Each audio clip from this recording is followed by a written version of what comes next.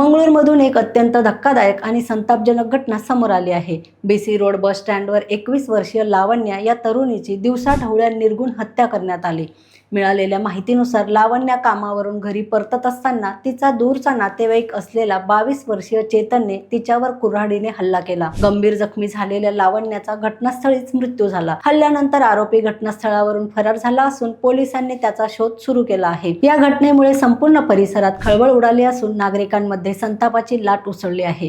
प्राथमिक माहितीनुसार वैयक्तिक कारणातून हा हल्ला झाल्याचा संशय व्यक्त केला जात आहे। मात्र नेमके कारण काय होते याचा तपास पोलीस करत आहेत। या घटनेने महिलांच्या सुरक्षेचा प्रश्न पुन्हा एकदा ऐरणीवर आला आहे।